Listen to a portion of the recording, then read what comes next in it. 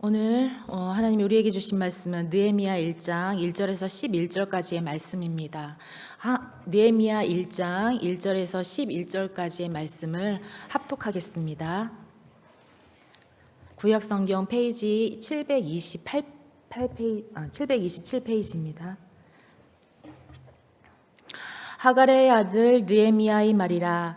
아닥사스다 왕 제20년 기슬로월에 내가 수상궁에 있는데 내 형제들 가운데 하나인 하나니가 두어 사람과 함께 유다에서 내게 이르렀기로 내가 그 사로잡힘을 면하고 남아있는 유다와 예루살렘 사람들의 형편을 물은즉 그들이 내게 이르되 사로잡힘을 면하고 남아있는 자들이 그 지방 거기에서 큰 환난을 당하고 능욕을 받으며 예루살렘 성은 허물어지고 성문들은 불탔다 하는지라.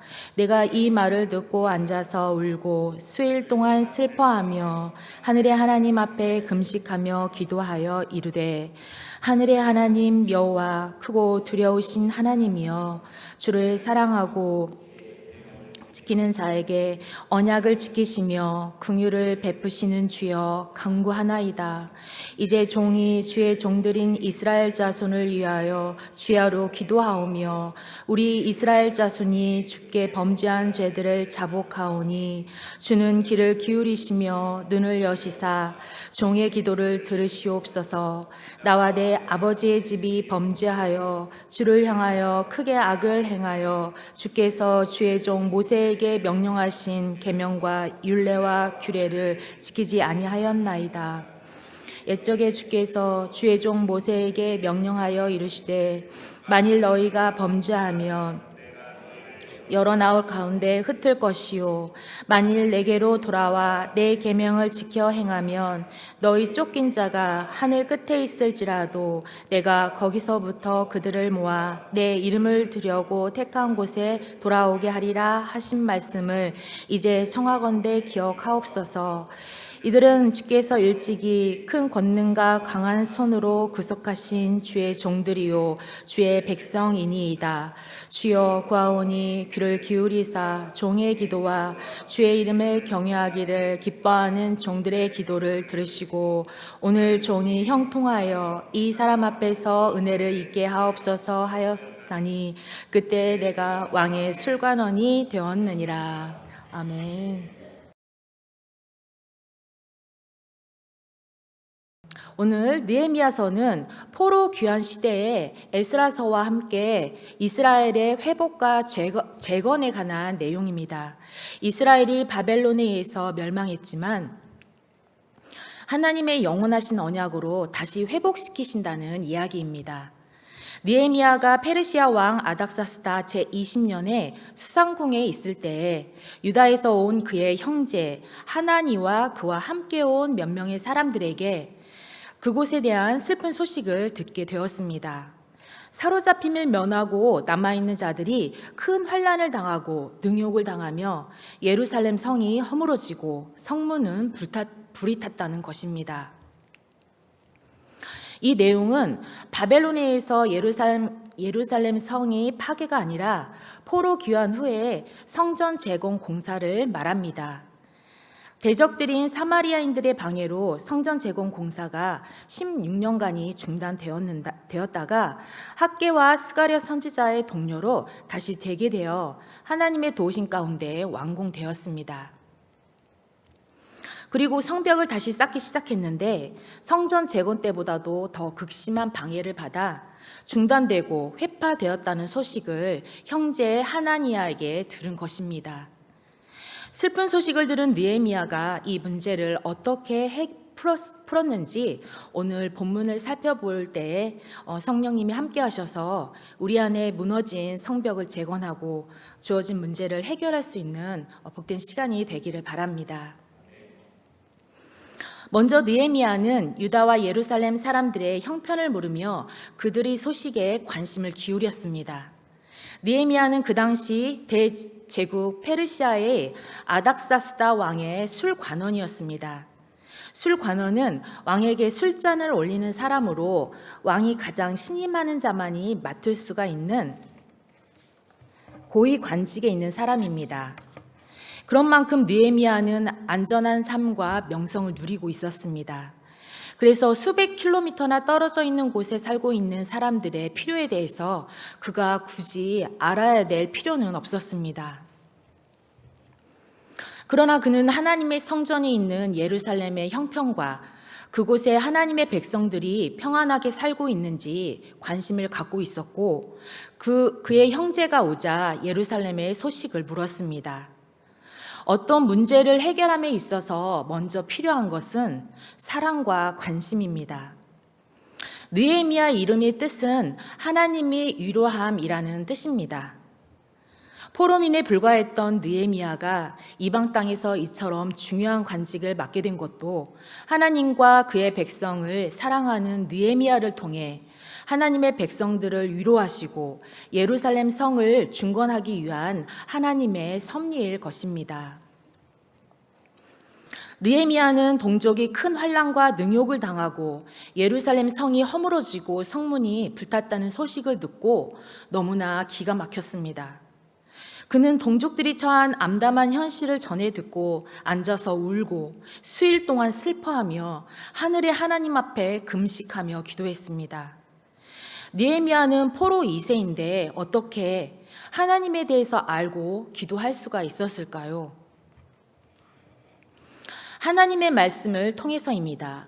멀리 이방 땅에서 살았지만 부모님으로부터 철저하게 신앙 교육을 받고 말씀을 늘 가까이 했기에 크신 하나님에 대해서 알았고 그가 믿는 하나님 앞에 기도했던 것입니다. 느헤미야는 하나님 중심으로 살았기에 자신과 이스라엘을 하나의 운명 공동체로 여겼고 예루살렘 성전이 무너지고 성벽이 회파되었으며 하나님의 백성이 환난을 당한다는 소식을 듣고 나라와 민족을 위해서 먼저 기도할 수가 있었습니다. 우리는 과연 하나님의 교회를 위해서 나라와 민족을 위해서 애통해하며 기도하는가 되돌아볼 때에 가정과 또 제 자신의 문제를 위해서는 늘 기도하면서 교회와 나라와 민족을 위해서는 간절히 기도하지 못했던 것을 회개합니다. 하나님의 자녀인 우리는 하늘의 시민권을 소유한 자들이지만 육신으로는 이 땅에 거하는 동안 한 나라의 국민으로 살아가고 있습니다. 우리는 대한민국의 보호 아래 살아가기에 이 나라를 위해서 민족의 복음화를 위해서 기도해야겠습니다. 올해 우리나라가 남북전쟁으로 분단된 지 어느덧 70년이 되었습니다.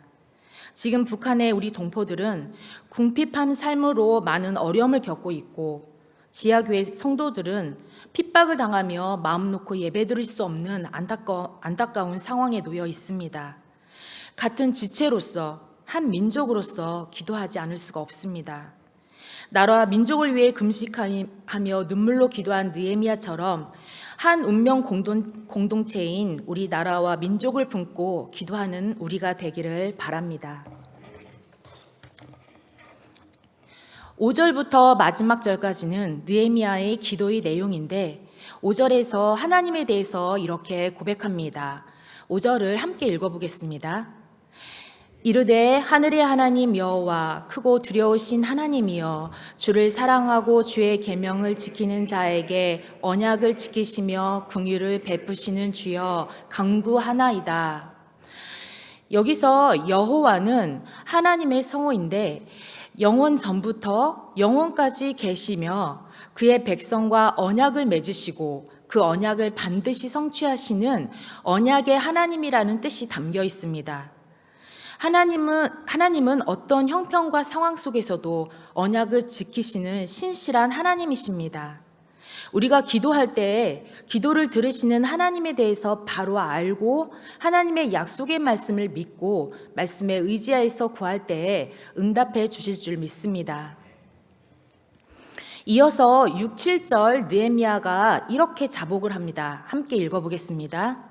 이제 종이 주의 종들인 이스라엘의 자손을 위하여 주야로 기도하오며 우리 이스라엘 자손이 주께 범죄한 죄들을 자복하오니 주는 귀를 기울이시며 눈을 여시사 종의 기도를 들으시옵소서.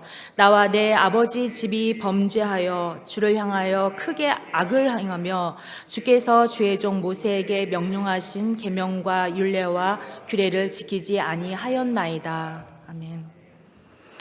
느헤미야의 기도에서 우리 민족이 이런 어려움을 당하는 것은 나와 내 아버지 집이 하나님을 떠나 우상을 섬기며 하나님의 계명을 지키지 않았기 때문이라며 조상들이 지은 죄와 현재 동족의 죄를 자신의 죄로 인정하면서 용서를 구하는 성숙한 신앙인의 모습을 엿볼 수가 있습니다.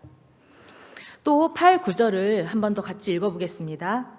옛적에 주께서 주의 종 모세에게 명령하여 이르시되 만일 너희가 범죄하면 내가 너희를 여러 나라 가운데 흩을 것이요 만일 내게로 돌아와 내 계명을 지켜 행하면 너희 쫓긴 자가 하늘 끝에 있을지라도 내가 거기서부터 그들을 모아 내 이름을 두려고 택한 곳에 돌아오게 하리라 하신 말씀을 이제 청하건대 기억하옵소서. 아멘. 하나님 기억하옵소서. 주께서 우리에게 범죄하면 우리를 흩으시겠다고 하셨습니다. 그러나 또한 우리가 회개하고 하나님께 돌아오면 모든 것을 회복시키신다고 약속하셨습니다. 라고 느헤미야는 하나님께 모세에게 선언하신 말씀을 기억하면서 언약의 말씀을 믿고 이루어 주시기를 간구했습니다. 우리는 어떻게 하나님 앞에 기도할 수가 있을까요?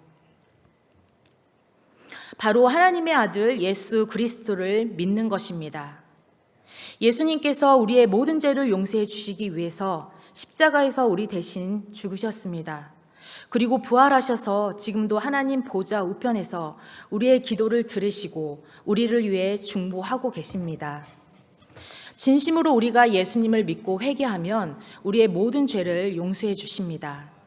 그러기에 그리스도인에게 어떠한 고난도 죄에 대한 형벌이 아니라 그의 백성들을 사랑하시기 때문에 고난을 통해 단련하신 후에 승군과 같이 되어 나아오게 하시려는 하나님의 은혜인 것입니다. 하나님은 모든 사람들이 회개하고 하나님께 돌아오기를 간절히 원하십니다. 하나님은 우리가 어려울 때 구원자 되시는 예수님의 이름을 부르면서 기도하기를 원합니다. 누구든지 주의 이름을 부르는 자는 구원을 받으리라. 로마서 10장 9절에서 말씀하셨고 지금까지 너희가 내 이름으로 아무것도 구하지 아니하였으나 구하라 그리하면 받으리니 너희 기쁨이 충만하리라고 요한복음 16장 24절에서 말씀하셨습니다. 하나님의 자녀는 언제든지 하나님께 기도할 수 있는 특권이 있습니다.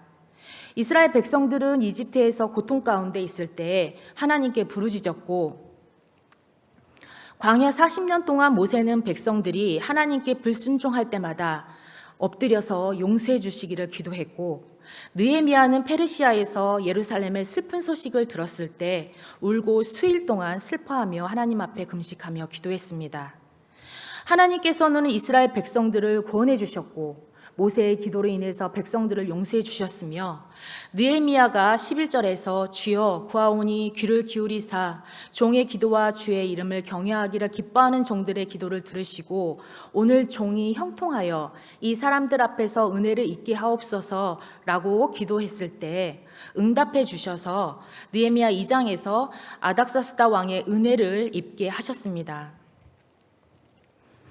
예수님만이 우리의 구원자가 되시고 모든 문제와 어려움에서 구원하실 분도 오직 하나님이십니다. 하나님의 자녀인 우리의 기도를 반드시 하나님은 들으시고 어려운 가운데로부터 구원해 주실 것을 믿습니다. 그리고 하나님의 자녀들을 괴롭히고 하나님에게서 멀어지게 만드는 사단의 세력으로부터 지켜주실 것입니다. 작년 12월 중국 우한에서 호흡기 감염 질환인 코로나 바이러스가 퍼지기 시작한 지 7개월이 되었습니다. 감염된 사람들이 전 세계적으로 확산되어 사망자 수가 40만 명에 이른다고 합니다. 백신도 없고 제대로 진단과 치료를 받지 못해서 환자와 사망자가 더해진다는 안타까운 소식을 듣게 됩니다. 전염성이 강해 사람들의 만남과 활동이 자유롭지 못하다 보니 모든 분야에서 어려움을 겪고 있고 심각한 경제난이 예상됩니다. 또한 우리 삶 속에서도 여러 가지 슬프고 혼란스럽고 안타까운 일들이 많습니다. 늘 염려하고 두려워하는 우리에게 주님은 빌립보서 4장 6절에서 7절에 말씀하십니다. 아무것도 염려하지 말고 다만 모든 일에 기도와 간구로 너희 구할 것을 감사함으로 하나님께 아뢰라. 그리하면 모든 지각에 뛰어난 하나님의 평강이 그리스도 예수 안에서 너희의 마음과 생각을 지키시리라. 아멘. 신앙은 위기를 기회로 만들어줍니다.